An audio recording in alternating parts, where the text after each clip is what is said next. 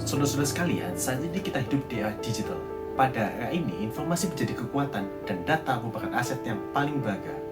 Namun, belakangan ini kita dikejutkan oleh berbagai berita tentang kebocoran data di Indonesia. Data pribadi kita yang seharusnya dijaga dengan ketat, justru dapat dengan mudah disebarkan dan diperjualbelikan. Pertanyaannya adalah, apakah kita akan diam saja?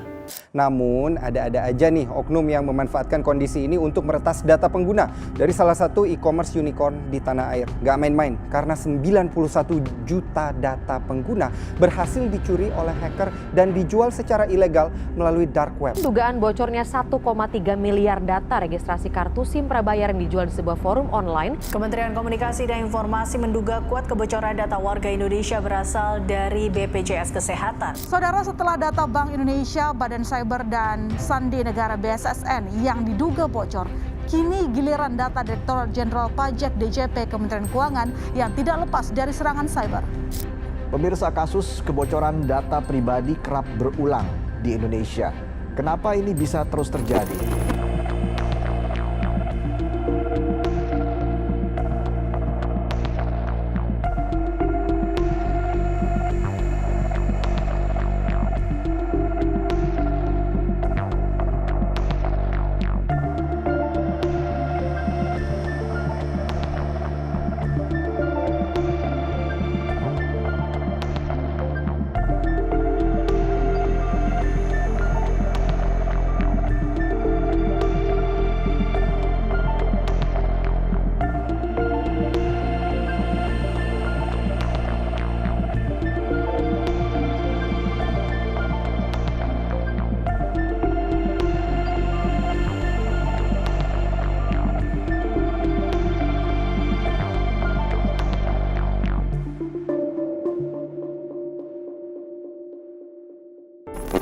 Kita perlu menyadari bahwa kebocoran data bukan hanya masalah teknologi. Ini adalah masalah kepercayaan dan masalah keamanan nasional. Apa yang terjadi jika data pribadi kita disalahgunakan? Jika data kartu identitas kita, rekam medis, atau bahkan transaksi keuangan kita jatuh ke tangan yang salah?